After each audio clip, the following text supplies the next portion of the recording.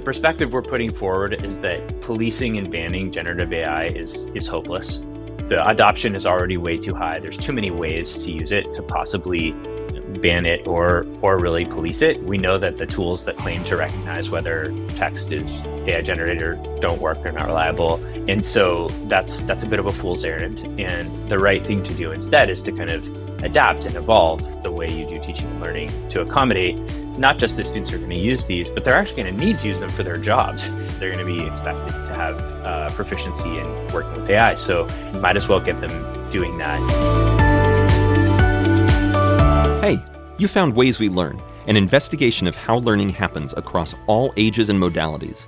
Let's go learn something. Welcome to Ways We Learn. My name is Joe, and I am joined today with my other co-hosts, Sean and Brian. Today, our guest is James Genone, who leads innovation at Minerva Project. He's in charge of product strategy for Minerva's academic partnerships. He joined in 2015 to help build Minerva University, overseeing general education and curriculum development. Formerly, he was a philosophy professor, teaching and conducting research in the philosophy of mind and cognitive science. Now, in addition to his role at Minerva, he's also been going deeper and deeper into AI as it applies to education. And I put it together, but I realized with your philosophy background, I bet you're using some of that in thinking through AI, right? You bet. There we go. Well, welcome, James. Thank you for joining us. Before we get into the more heavy-hitting questions, how did you get into education in general? Yeah, thanks for having me. And, it's funny, given the way my career in education went, my first kind of entry into education was actually through outdoor education. So I was Cool. a summer camp counselor when I was in high school and loved doing that. Were you like Knowles younger kids. kind of deal? No, super, kind of local thing down where I grew up on the coast of California.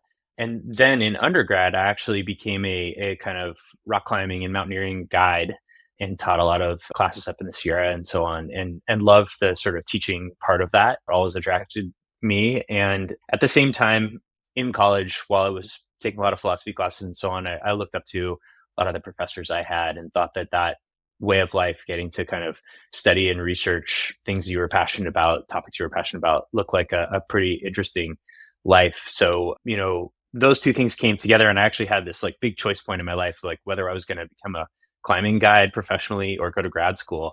And I ended up choosing grad school, which I think was probably a good choice for me, but still managed to spend a lot of time in the outdoors and love still teaching people how to do those things I'm passionate about. That's awesome. So then you had a career in academia, and then you made a switch over to Minerva back, I think you said 2015, right? So they were still exactly. pretty early. Very early. What happened for me was that, I kind of, after a difficult time in the job market around the financial crisis in 2008, when a lot of academic jobs disappeared, I had this great postdoc at Stanford, which I was lucky to be in during that time. And then finally sort of landed the tenure track job a few years later at Rutgers. And it was kind of the holy grail, right? The tenure track faculty position at a research university. And when I got there, I just found that my incentives weren't perfectly aligned with that job. I had a successful research program and I enjoyed it, but I was really much more passionate about teaching. I had gotten exposed to kind of student-centered learning when I was at Stanford and had increasingly invested in that. And I was lucky that I got a lot of kind of grant support for doing innovative teaching at Rutgers. But, most of my colleagues in the way that the university, and Rutgers as an all in this, was set up was to prioritize research. And I just really wanted to focus more on making an impact through teaching. So I was lucky enough to find out about Minerva, which was at the time, the company was building this brand new university, which was focused on taking learning science and putting it into practice in a really systematic way in this new institution. And I joined partway through the first kind of pilot year when there were around 35 students or so, and then got to be involved in kind of that whole building effort over the next several years, which was a really cool opportunity. That's great. And then just so people know, what is Minerva? I know there's project and university. Can you give us the quickie on what the two do? Yeah, so the vision for the company was really to try to bring a lot of much needed reform into higher education through teaching and learning in particular, and through teaching the kinds of durable interdisciplinary skills that students really need to be successful in their lives and their employment that they don't get in the traditional university experience. And to do it using all these results from learning science that we've found out about in the last 20, 30 years, but that have never been systematically implemented in education. And so the thought was, it'd be hard to just kind of go into existing academic institutions and get people to implement that. So what we needed first was a proof of concept. And so there was this idea to start this new university based on this. And it ended up having a bunch of other interesting elements. So the students travel to 7 different cities globally while they're doing their degree. They live together in cohorts and they do experiential learning in the cities, and they take their classes online in this learning platform that we built for active learning. So the faculty are all over the world. So it's a really unusual design. And I think, we were able to accomplish what we set out to do, which was to prove that you could create an accredited, nonprofit, actually much less expensive undergraduate university experience that was extremely high quality and that produced really good outcomes for students. Graduates from Minerva University do incredibly well getting into graduate school and getting great jobs. And the population is incredibly diverse socioeconomically. They come from like over 60 or 70 different countries globally. So the university's been awesome. It's totally separate now from the company that started it. It's independent governance. Like I said, it's accredited and nonprofit.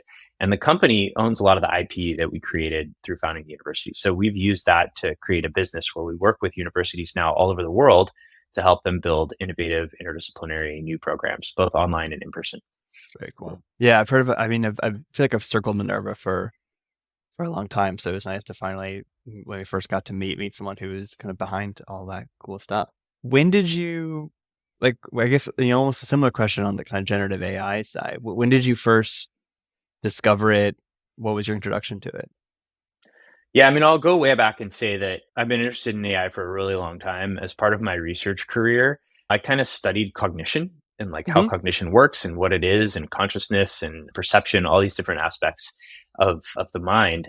And one of the leading theories of how human minds work is called the computational theory of mind. And it basically says human minds are like computers. And so that immediately gets you to thinking about, okay, well, if that's true, couldn't we just like build one, right? It would be an artificial intelligence. There's lots of debates around that in the philosophical literature going back quite a ways. So I used to teach that material in my courses and thought a lot about it, thought a lot about potential applications in education, was always interested in like sci-fi that covered this topic. So we could go down that rabbit hole if you want. What's like, any favorite true? Any favorite sci-fi books that have generative AI or AI cognition in it? The one that I end up talking the most about these days is called The Diamond Age by Neil Stephenson, which imagines it imagines a kind of AI tutor for young kids that really kind of riffs on like the Bloom 2 Sigma tutoring concept that like you can just get like way more powerful learning in this kind of one-to-one, highly individualized educational approach. So yeah, I feel like we're so much closer to that than I ever thought we would be in my lifetime. But to answer your question directly, I had followed the development of GPT-3 and had gotten to use it a little bit and thought, wow, this is really cool. It's, very different than the traditional kind of chatbot model where you have a bunch of pre-canned responses and it kind of picks the best one to give based on the inputs. So it's, pretty consistent and pretty reliable in terms of what it outputs, but it's also not creative at all in any way. And when I saw GPT-3, I was like, okay, this is really different than that paradigm, but the quality of the output is not very high. Like, I would have compared it to like a C student at best, like in a good answer. And then I was at a conference in August, really unusual, very interesting conference where there were a bunch of people from the AI community, including some who are working for one of the bigger generative AI companies. And I got access to an early version of one of the more powerful models. And it was much better than GPT-3. It was, probably at the level of like ChatGPT, maybe even a little bit better. And I was blown away. I just thought, wow, the advance over what GPT-3 was doing was very significant in a short period of time, right? And if it keeps advancing like at this rate, and in fact, it seems like the rate of advance is even faster now that there's all these resources and people working on it, this is going to have significant impacts in the near term. So I started thinking about that. I started working on a paper that's about the implications of this for education. I managed to create a partnership with one of these AI companies for Minerva to do some experiments kind of behind the scenes on how we could use the technology for curriculum development and assessment, things like that. And so I learned a lot, got to talk to a lot of people about it. And then, of course, in December, ChatGPT dropped. Suddenly, everybody was talking about it, and it became even more important, sort of part of my day-to-day job as I work with folks at universities. You said you're writing. Oh, what's your white paper on again? Sorry. It's really about how higher ed institutions can create a kind of AI strategy, right? There's a lot of individual faculty members using it. Students are using it a ton. Leaders are confused, unsure what to do, wondering if they should ban it, things like that. Mm-hmm. And so try to pull together some recommendations for how they can build capacity and think about policy, and just also think about how they devote resources to creating a sort of coherent AI strategy for their institutions. Can you give us a little bit of a preview of that? What's the general thesis or thrust of that? Yeah, the first thing when you have this conversation with most folks is you have to kind of cut through the concerns about cheating and academic integrity. And I know you guys did a whole podcast episode on this, which I listened to, which is great. The perspective we're putting forward is that policing and banning generative AI is hopeless. The adoption is already way too high. There's too many ways to use it to possibly ban it or really police it. We know that the tools that claim to recognize whether text is AI generated don't work. They're not reliable. And so that's a bit of a fool's errand. And the right thing to do instead is to kind of adapt and evolve the way you do teaching and learning to accommodate not just that students are going to use these, but they're actually going to need to use them for their jobs. So when they go out into the economy, when they graduate, they're going to be expected to have proficiency in working with AI. So might as well get them doing that when they're in college and getting a degree. Right. So then we have a couple of very concrete recommendations for how to do that around, like I said before, building capacity, changing sort of curriculum and assessment to both integrate and take into account AI so that people aren't just using it mindlessly, but actually using it in intentional, useful ways. And then also thinking about a little bit about the technologies themselves and how they can be used to run a university and do some of the teaching and learning tasks more effectively and consistently and efficiently. I figured that was true, but it's good to hear that. Not good to hear, I guess. I don't know. It's interesting to hear that all the cheat detection things actually suck. Actually, they can't figure it out. There are examples of false positives coming out that people are getting punished for Oh, cheating when brutal. they actually had nothing to do with that. And yeah, That stinks. Yeah. Yeah, that stinks. It's good that it's happening now, right? People are figuring it out, I think. It's if they figure it out and Seriously. don't just keep relying on them. Yeah. Oh my gosh. That's what, how are you, I guess, what's the relationship between the white paper and the research you're doing with kind of real world applications? Have you been playing with stuff for the past 6 months and this is kind of a survey of the stuff you've tried, what worked and what didn't? How do you know what you're proposing works? Or why do you believe that, right? Well, one of the challenges right now is that tools that are custom built for teaching and learning contexts are not really out there in the wild yet. Yeah. The most sophisticated thing that's available, which is not primarily for a higher ed audience, is Khan Academy's Khanmigo. And I could spend a lot more time talking about that. I think it's kind of standard setting for what applications of the technology can really look like. But there aren't too many other great things that are currently kind of integrated with the kinds of technology tools that people use in higher ed, like learning management systems, for example. Yeah. And so that means that faculty members and students are, more or less using ChatGPT off the shelf, right? And, that's just a chatbot, and it has real limitations because you have to know what you're doing to use it. You have to, prompt it in effective ways. Yeah. And my own personal view is that the chatbot style of interface is not going to be the winner in terms of how we use the technology. I think really when we have tools that prompt us, and this is what Khanmigo is good at, that kind of help guide us through a process of thinking something through or creating something or improving something, and then kind of acts as a co-pilot or thought partner in how we do that, that's when it really kind of shines. And because we don't have those tools yet that are specifically built for education, we're going to be in this kind of chaotic period where people are finding and hacking their own ways of doing this. And seeing kind of what sticks. And then, companies, I'm sure, will learn from that and start building things that are more effective and so on. So I think the biggest thing universities can do right now is just build their awareness, their knowledge, their capability, train their faculty, come up with good policies, encourage students to use it in good ways and helpful ways that will prepare them well. And then, the technology will kind of catch up with what the needs are and hopefully serve them. I will say that I've been learning Python with ChatGPT and have found it to be exceedingly helpful. Asking it questions and it's like giving you answers and that kind of stuff. Explain this line of code to me, explain what this does, like show me examples, break this down as if I was 12. The thing that I'm actually most interested in these days is the thing that James kind of touched on, is it actually probing me. Yeah. So one of the things, like I think like one of the first like 5 or 6 things I did when I actually got into ChatGPT was asked it to pretend it was Socrates and question me on my values. And it got a little too deep for me, but I've enjoyed that process of having the interface. So like every time I plugged in a piece of code to have it explained to me, I also have it quiz me later. So I say, pull from all the code snippets that we have and derive an exercise for me that you think I might not be able to solve. And it's actually reasonably good at that. And I've been playing around with these like tree of thought chains that exist now. And you can actually have like multiple people holding on to like specific thoughts and then pushing you. What's a tree of thought chain? So like it basically creates like a random forest of options for it to choose from. So like usually it just goes like input, output, but if using tree of thought, it can go input, output, and then go back up the tree.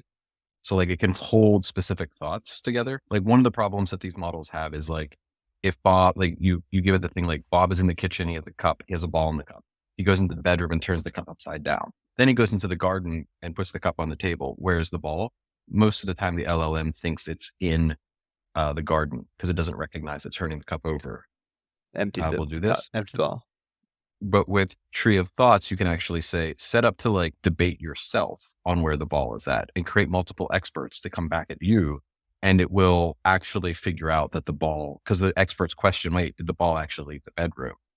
And the LLM will question itself. And then it will start to realize that the ball didn't. But you need to be able to create these like prompts that allow it to hold things in memory and question those memories essentially. Got it. Yeah. Yeah. And it's really cool stuff. Effectively, it's the same thing you'd want to do for a student. Yeah. So Brian's pulling out a bunch of things that they did in Conmigo that I think are really effective and part of what makes it so great. So one thing they did is they gave the tutor context. So it's meant to be like a helpful tutor. And the way you enter into it for the most part is like you're in a Khan Academy lesson, like there's a video of Sal Khan explaining, whatever exponents to you or something like that. And because it's a video, there's a transcript, and that means the transcript can be context for the language model. So when you're asking it questions about exponents, right, it can refer to the content of the video in giving you its answers rather than just using that kind of generic answer set that it has, which I think helps it with math to do better at answering those kinds of questions. And then secondly, in part, I think they did this, my understanding is to like make it safer for kids, is they actually have like one version of the model, like checking the answers that the base model is giving to make sure that they don't violate certain principles or that they're helpful in the right ways. And they've tuned it up so that like, if you try to get it to just like give you the answer, right, for like cheating purposes and that sort of thing, like it won't do that. It will instead help you to like break the problem down and to try to work through the different aspects of it and so on. And there are a bunch of different results that show that when you do what Brian was just describing, get the model to kind of like break problems down, it can be really good at kind of explaining each individual step and how they work and getting to like much better results. And so it can help us do that as well. Gosh, that must be so frustrating. Just give me the answer. The models, these things they get really weird. A question I have for you. So, your background is in student-centered learning, also philosophy. You now have these AI models that could theoretically give everybody an AI tutor. What are and you're also thinking about like, how can the models themselves probe the student, right? How are you mixing these things together? Like where's the project that like blends these things together using AI, student-centered learning, and almost, I don't want to say adversarial AI, but that's sort of what it feels like sometimes when it's probing. Yeah. Like, it's a great question. Is there something in there that you're going after? I would love to. I don't think that project like fully exists yet, right? People are still at the very early stages trying to figure out where this fits into different components of education. And there's so many obvious places, right? I mean, one challenge that I think about a lot is just like teachers, particularly in K-12, but also in higher education, given the way the incentive structure works, are like incredibly overburdened, right? And there's these parts of education that are extremely labor intensive. So one of them is generating curriculum themselves, like just figuring out what you're going to teach in class, whether you're building an asynchronous online course or teaching live in person, in a physical classroom. It takes a lot of time, and it's hard to do it with like quality and consistency. When I used to teach logic, I would have to come up with like lots and lots of logic problems for my students to solve. And I would like often like come up with bad problems. Like it was just a challenge I faced. They were like hard. My students would point out the mistakes I made and that sort of thing. So that's one place where AI can help, is just help you like do a lot of that like shovel work. Second area is assessment, like grading students, but especially like giving them high quality formative feedback like on a regular basis that they can learn from, which is one of the key kind of insights from learning science about how students can improve, is incredibly labor intensive. And it's the thing that like nobody carves out time for in a teacher's workload. So it's another area where like I think AI can really help. And this is like all kind of the low hanging fruit, like ways it'll make teachers more efficient. But then what it can allow them to do that's much more exciting is think about what I think you were getting at, Brian, which is like, how do we actually, now that we have this extra time, hopefully rather than just devoting it to our research, think about the individual students that we have. What are the challenges they're facing? How can we unlock some of those challenges for them? How can we use the technology in a tutor mode to help them break through their individual barriers they're facing, make their experience much more personalized and adaptive? That's what like a lot of the early promise that people thought AI would have is in kind of an adaptive learning. But you have to see adaptive learning in the context of an overall educational experience, which is social, which is bounded by other pressures, that students have. Most, 70% of students in the United States work while they're in school. We forget that, those of us who went to a 4-year college where we were full-time college students, but that's not the norm in US higher education. So thinking about all these different components and how AI can, throughout this system, really help us to alleviate some of the pain points, I think is going to be the work that we have in front of us for the next couple of years, at least. Has Minerva, I'm curious, has Minerva put together like a relatively large data set that you can pull from to like fine tune the model? So like, you talked about this formative feedback tool, and I actually built one for writing to kind of get a sense of how it works. Are you able to pull like formative feedback that teachers have given to train the model, or is this mostly prompt engineering? Yeah, I think it's both. I mean, Minerva has an incredible data set because the university, at least, all the courses have been taught online. They're all recorded. You could generate a transcript of every class. We've not done that. But we also, every single piece of feedback that a student gets is tied to a particular learning objective. So it has that as metadata, and they're all graded in exactly the same way, which is using a rubric, a 5-point rubric.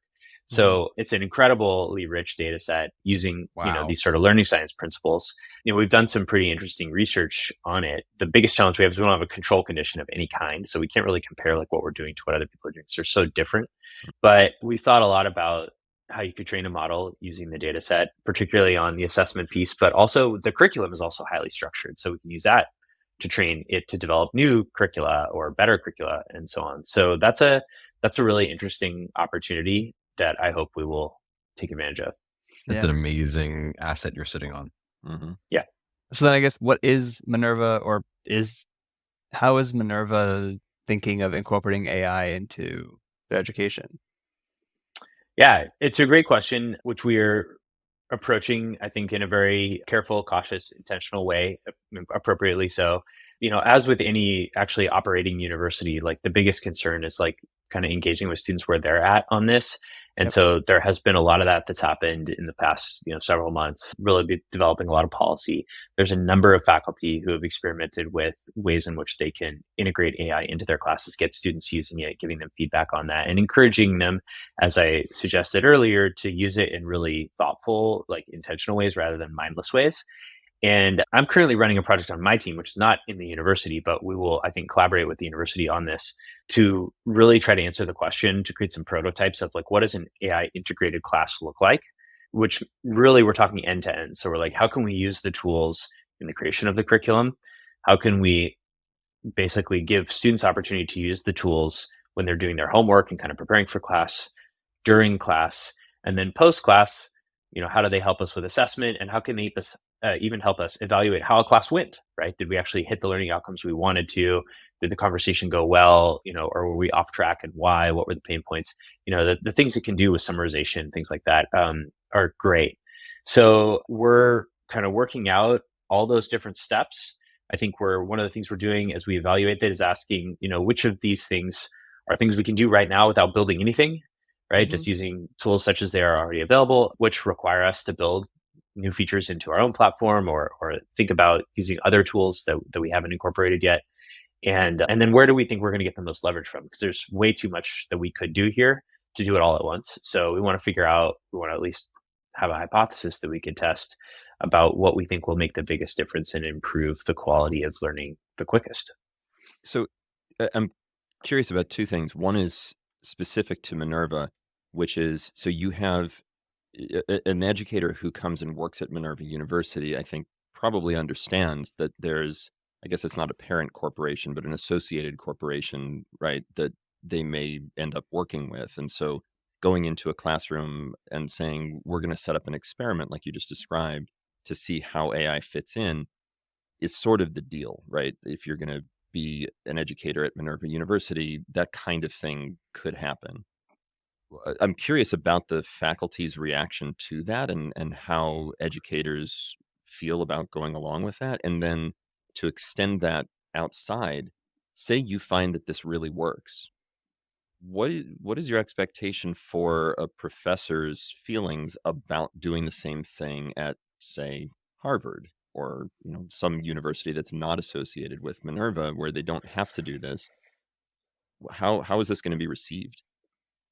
Yeah, it's a great question. I mean, the first thing to say is that, Minerva University is totally autonomous. They're not obligated to do anything with us. Right. And the great thing is there's, I would say most, if not all, the faculty there, and certainly the leadership there, are really interested in doing anything that might improve student learning. So, nobody's going to have to be voluntold, right? There are going to be a lot of volunteers, I think, for this kind of work. And the university, independently of the work that we're doing on my team, has had a number of faculty who have explored this kind of on their own. And they're also and they have a working group. Many universities right now, the current state of play is that they've formed some kind of committee or working group to really explore, the application of technologies and develop policy and so on. So Minerva University has that as well. And yeah, I think we're really excited to potentially collaborate with them and our other partners. And we consider them kind of one of our partners, the most important specialist partner. And we have faculty at other universities who are very interested in understanding more about this and how they can use it. And, the way it works when we want to try something new or run an experiment is, we propose it to a partner. And if they agree and they're on board, then, we really collaborate on it. And that's how it's worked with anything new that we've come up with over the last few years since we've been doing this work. That's great. What is the relationship between the faculty who are teaching in a classroom and the sort of academic organization? And I think actually what I'm most curious about is what's the feedback mechanism? So if a teacher gets a piece of curriculum and they're like, hey, this is not working or this is off in some way, how does that cycle back through? Yeah, it's really interesting. And I can see, actually, I hadn't thought of this before, but some of the parallels to the way I think bootcamp education can work.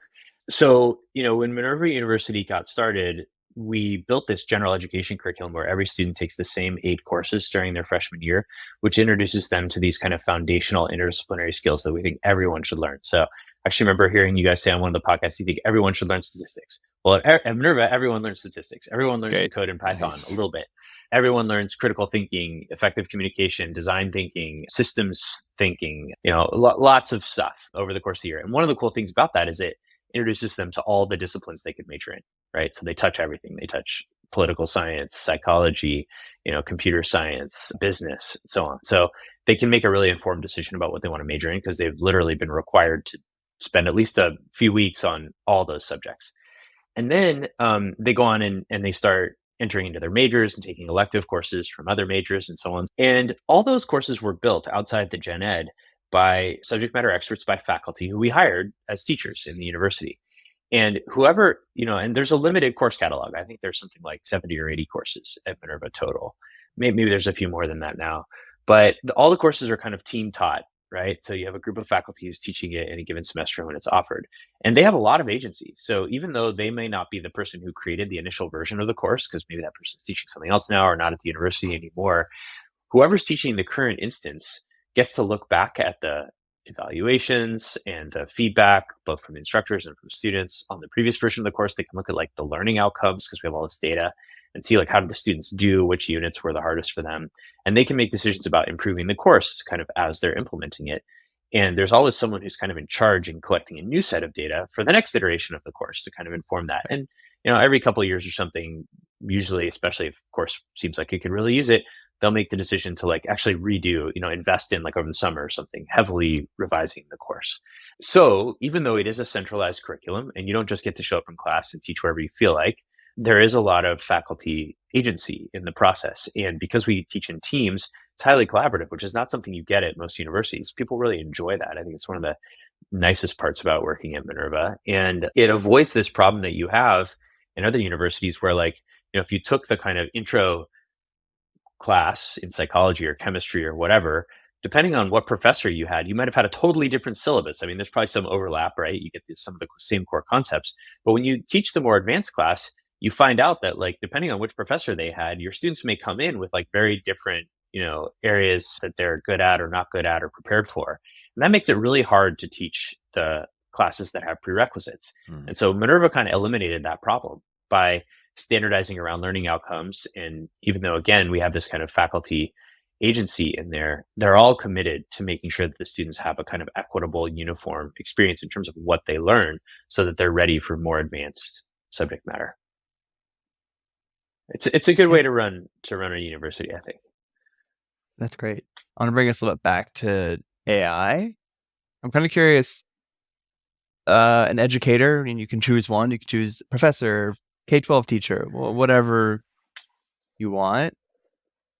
Haven't used ChatGPT. There, like, where should they get started on just like trying to do something to move the ball forward?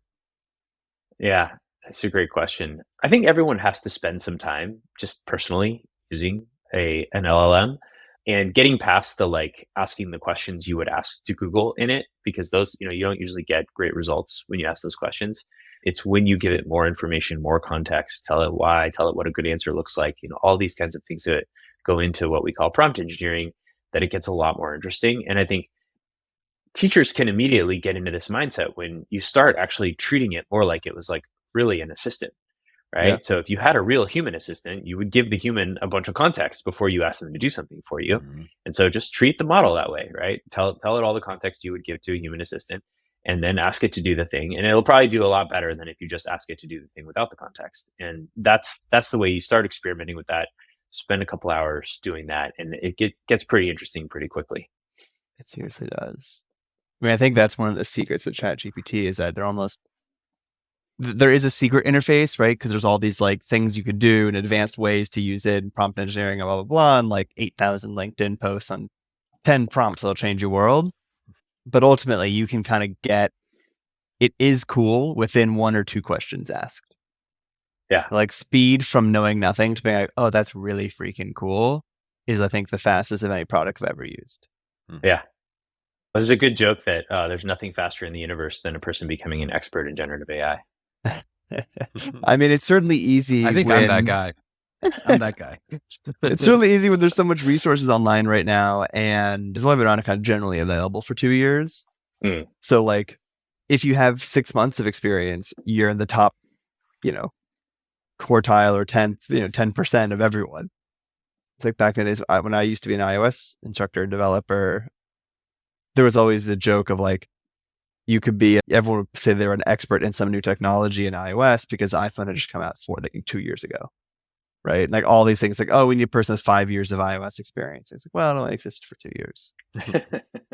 Well, there's also something there just about the return on investment of using ChatGPT versus other software, right? Like there's not a lot of software where with, as you said, one or two prompts, you can generate really valuable information without actually knowing how to use the software.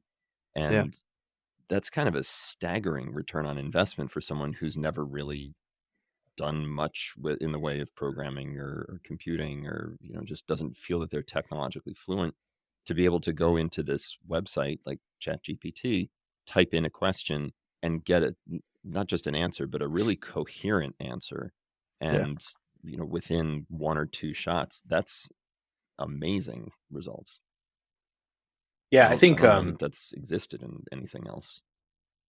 One of my favorite people who's thinking about generative AI in higher education is this professor at Penn, Ethan Mollick, who has this blog called One Useful Thing. If you haven't seen it, I really recommend it highly.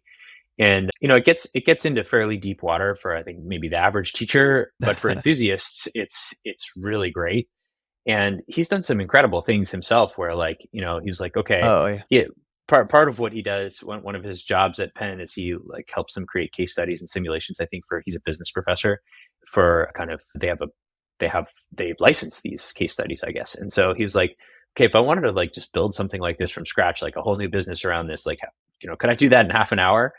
And I guess he doesn't know how to code or something. So he just basically got like, I don't remember if he used ChatGPT or Bing or what he used exactly. I think he used a couple different tools. But in half an hour, he got it to like talk him through like building the website. It's like, okay, it wrote the code for him, but then he's like, okay, what do I do with the code? Like, where do I put it? And it told him like how to do that.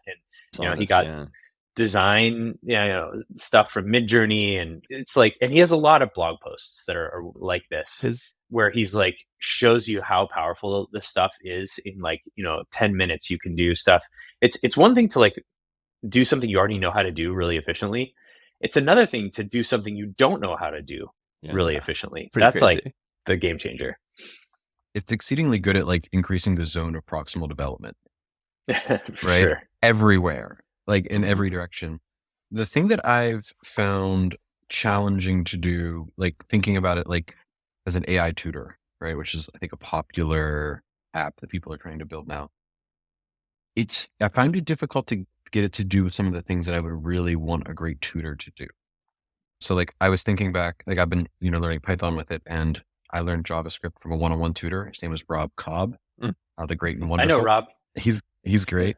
Rob was one of the most amazing teachers I've ever worked with. And, one of the things that he did really well was not tell me the answer, but sort of question me into finding the answer. And I found that it's very hard for ChatGPT to do that because I don't think it has a real sense of where I'm at any point. It doesn't have a sense of my knowledge.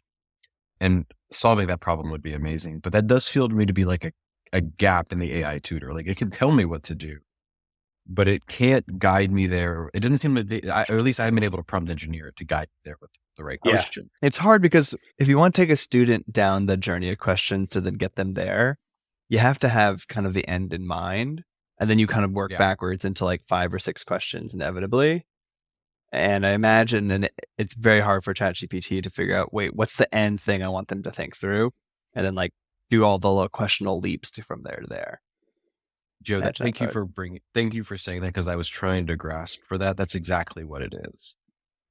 Yeah, you're like, in theory, if you are doing the Socratic method correctly, you probably have the end in mind. Right. The last question you want to ask, and you have a bunch of questions you have to do to get them there.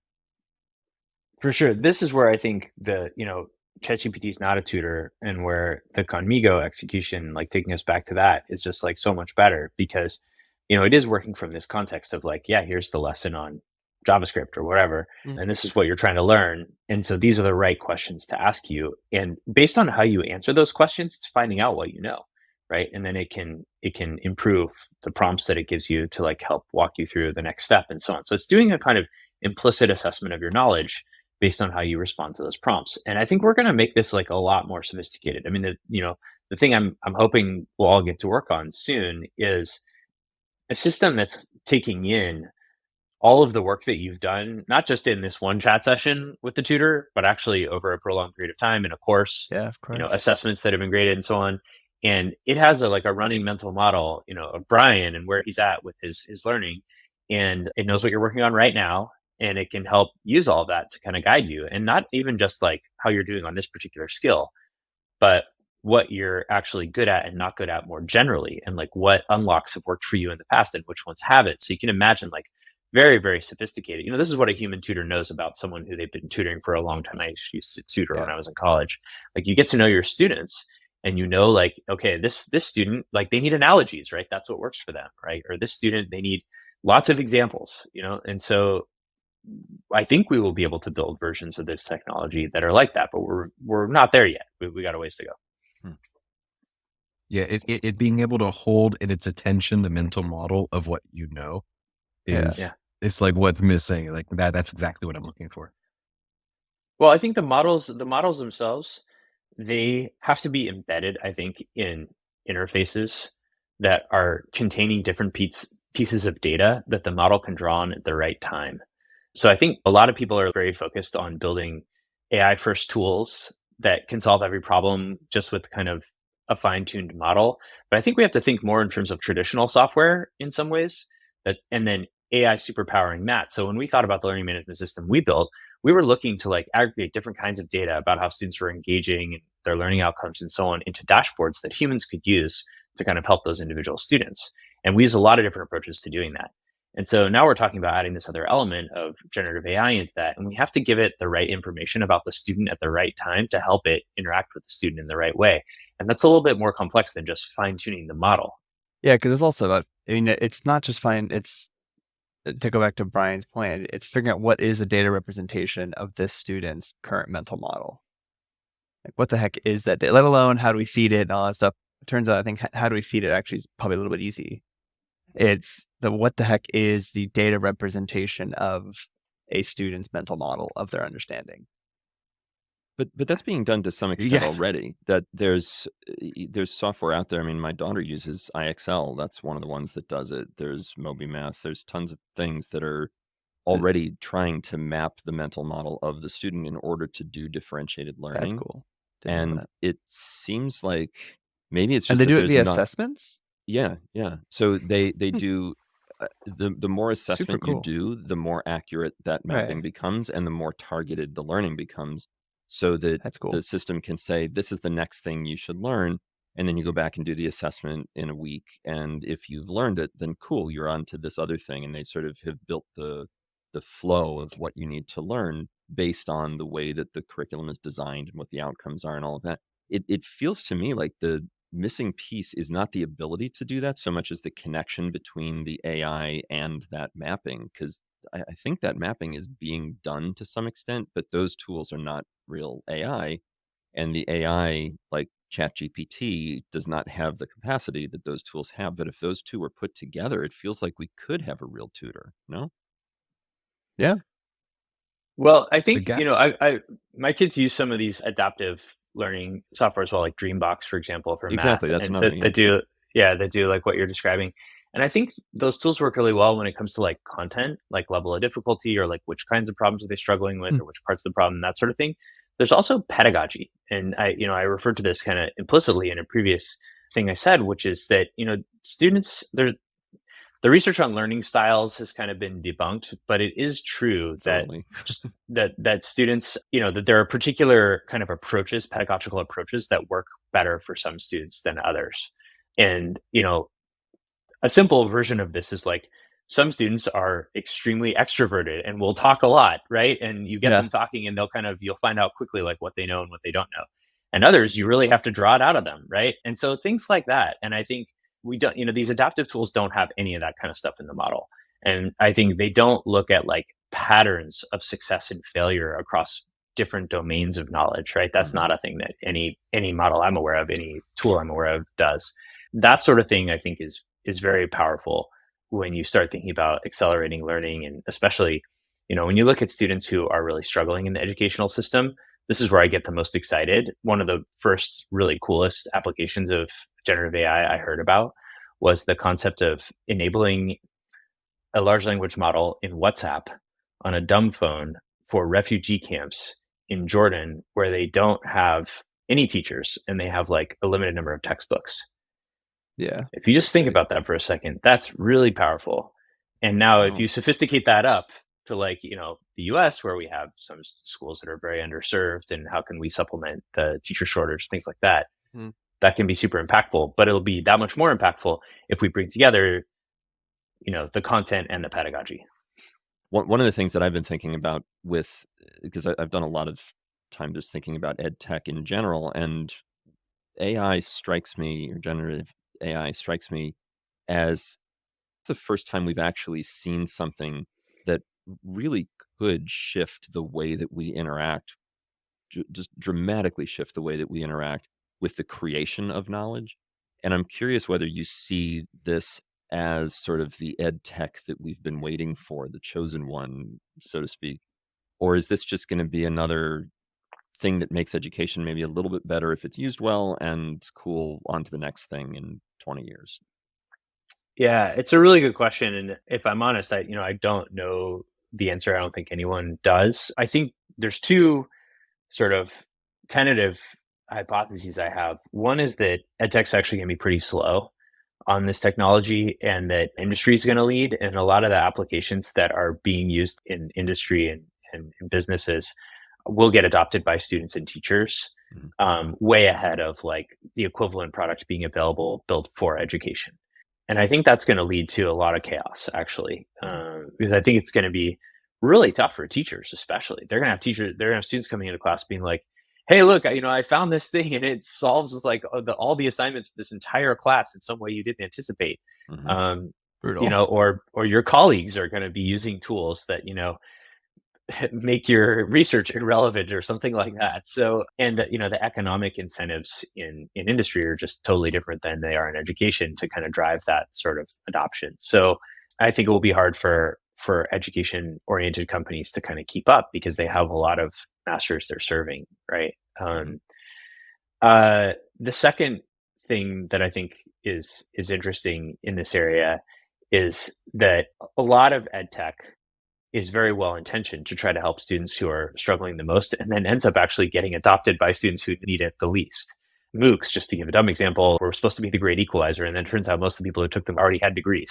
So, I worry about that in this area.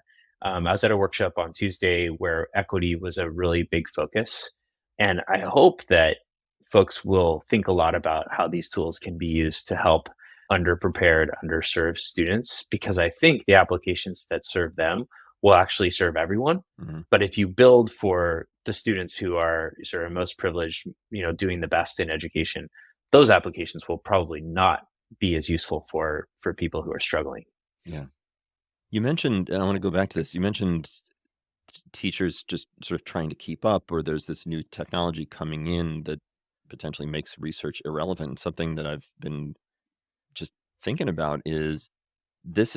Again, this is the first time that technology has come into the picture that could potentially make teachers irrelevant. And it's not happening at this point, right? But down the road, I mean, if you look at the way that ChatGPT has evolved, or GPT 3 to 4 has evolved and gone so quickly from being sort of a novelty to like passing the bar exam, this thing is growing really fast, getting better really fast. And in 5 years, 10 years, what are we going to be looking at? And I guess, what's your thought on just, should educators be afraid? Should educators be thinking, this is going to eat my lunch? I should get out now, get my retirement package, and let the computers take over the world? Yeah, I kind of think the opposite, actually. I think, now or maybe soon is going to be like a really good time to get into education, because education has traditionally been terrible, right? It's poorly compensated, highly stressful. Yeah. If you're in K-12, especially in the public school system, like you're spending a lot of time doing behavior management as much as you are doing education, Sure. so on.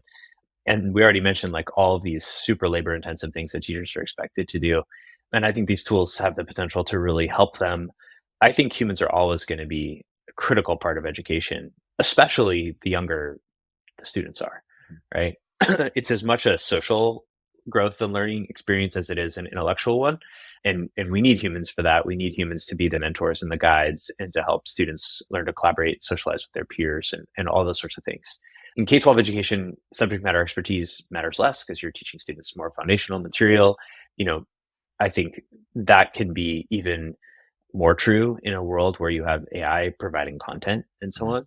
So teachers can really be the master facilitators. They can be the ones who really understand their students on a sort of human level and, offload the thing that they don't know about history. Like even the best history professor doesn't know everything about all of history, to the machines and so on. So it has the potential to be very powerful in that way and make us all better teachers.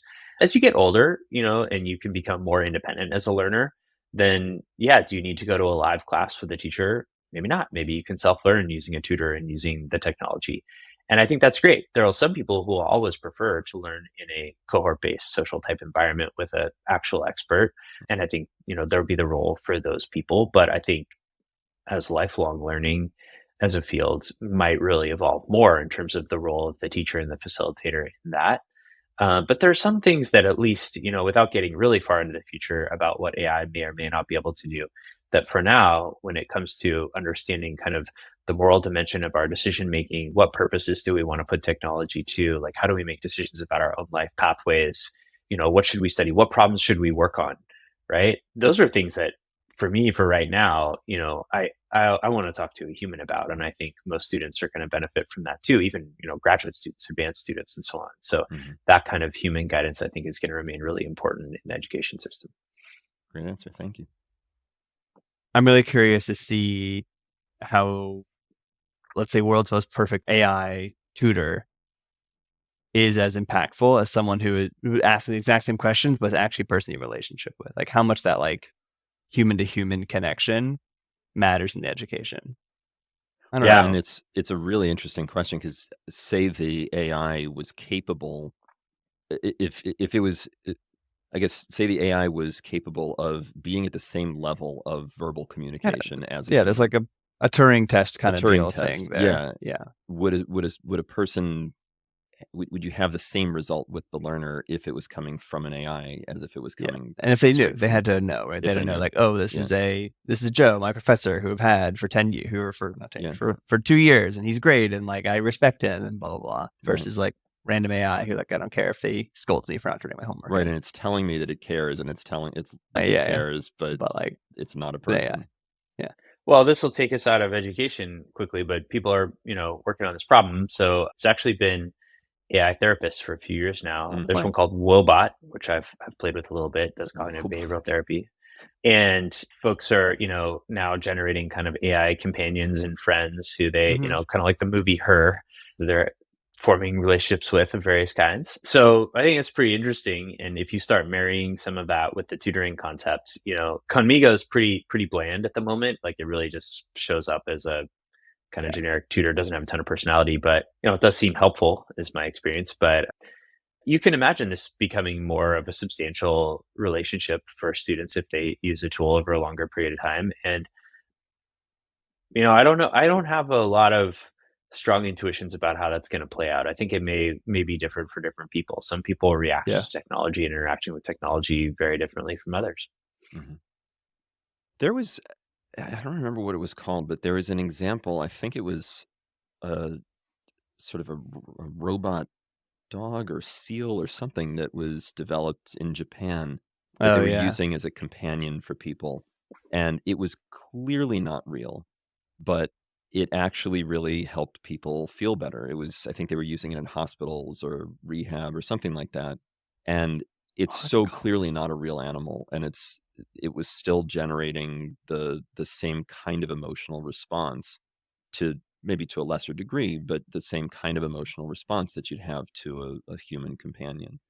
And I think there's real potential for this, because there's research also. I was thinking about this when we were talking about AI feedback, that this was done years ago, at least 10 years ago, that some of the research on grades versus feedback, and finding that feedback is just categorically better than giving grades.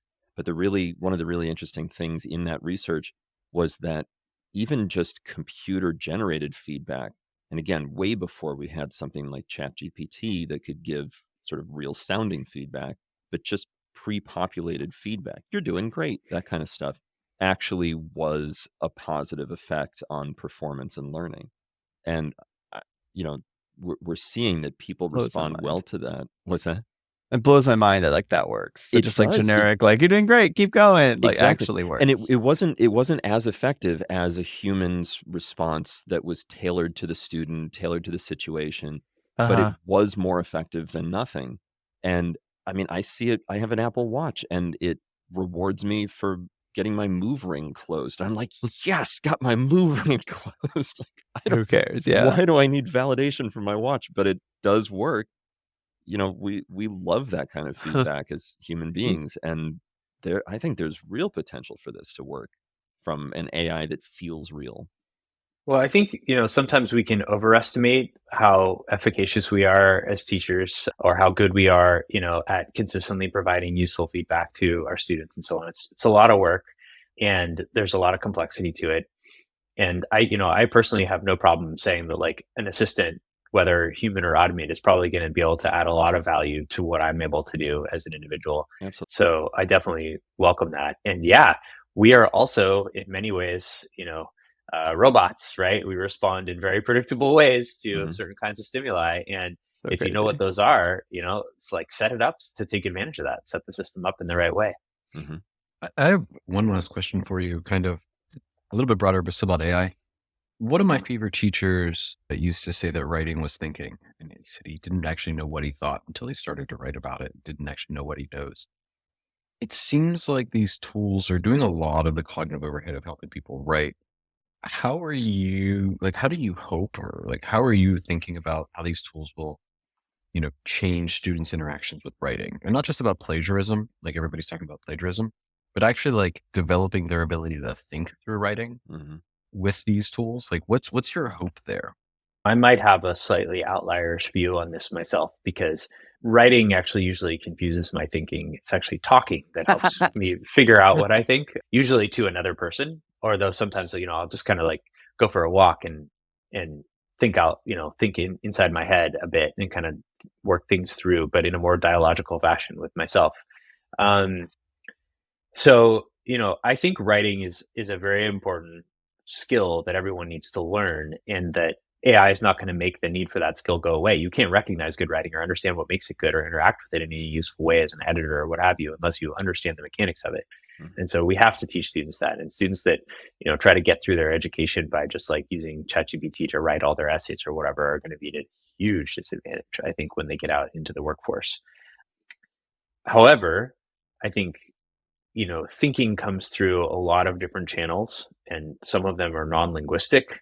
And there's a lot of different aspects to, both critical and creative thinking that we need to teach students, some of which can be captured in writing.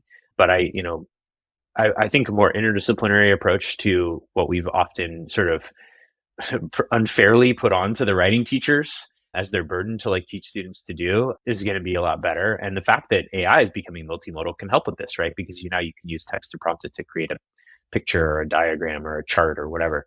So that's something that I hope for in all of this.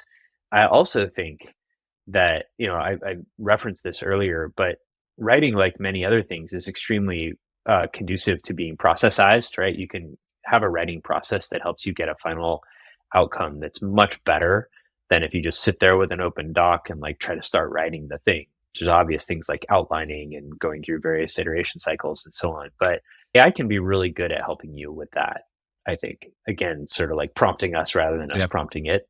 And that's one of the areas where I'm excited for the technology and where I hope it will help me. And just an interesting side note, I have adopted and tried probably like a dozen different writing helpers, AI writing helpers, and like literally none of them stuck until Grammarly added AI to it, because I already use Grammarly. Grammarly is like in the flow of my work. I use it to check my work. And it was just super easy for me to start using it to suggest rewriting sentences and stuff like that once it appeared there. All of the other ones, there was just like this barrier to using them because they weren't in the flow for me. So you're not saying because it was better, you're saying because it was in your workflow already. Exactly. Yeah, it's not better in any way. It's using exactly the same approach everyone else uses. But like having like copy paste the email over to chat, whatever. Yeah. Makes sense. Yeah. Sean or Brian, any final questions you want to do, or coming up on time here? No, I mean, this was great. And James, I just want to say the way that you speak about education is very much the way I think about it. And it's just, I've loved hearing how you phrase some of these things because it's absolutely spot on as far as I'm concerned. Sean was really happy that you trashed the learning styles research. That is Sean's love language. I don't know if you saw, he blushed. He turned his face turned red like that. That was the joy. Little tear. Yeah. Well, like I said, I listened to a previous episode or two, and you guys are thinking about, I think, some of the most important stuff. You guys had an episode on like knowledge transfer, which is amazing because like that's a thing that Minerva has been banging on about for years now. And like, it's very, very difficult to get people who understand both why it's important and also why it's challenging. And actually, it's another area where I think AI can solve some of the difficult unlocks there, right? Just imagine for a moment, we talked about like having this mental model of how a student works. imagine the task the student is working on, and the main focus of it, but you also know that it's been exposed to these 3 other techniques or whatever. And so the tutor can now suggest, hey, why don't you try this thing you learned in your other course over here? Maybe that will help you with this problem.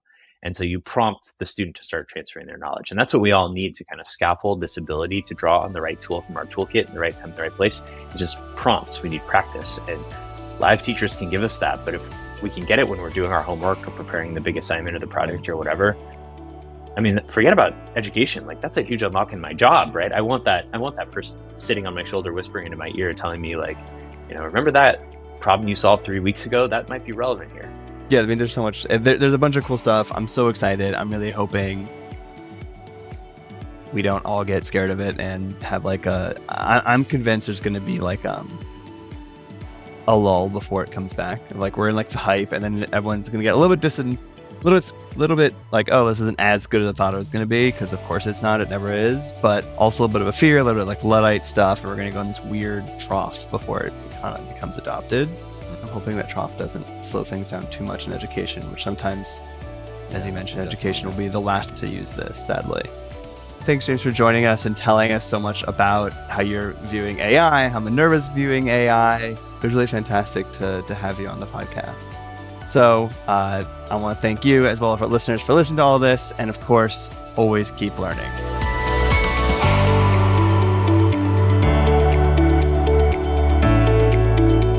Did you learn something just now? Get the full episode of Ways We Learn wherever you get your podcasts. And while you're there, we'd love to get your rating or review.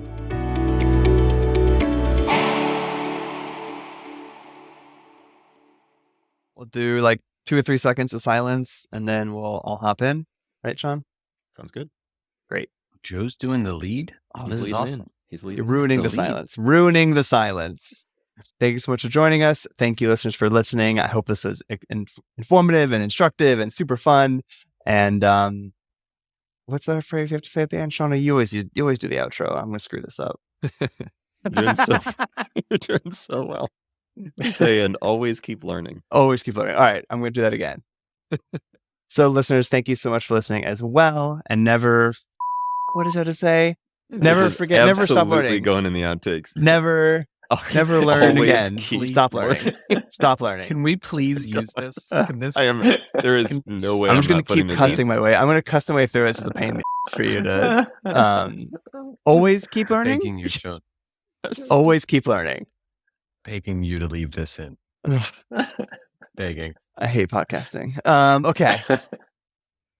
Begging. Do this one more time.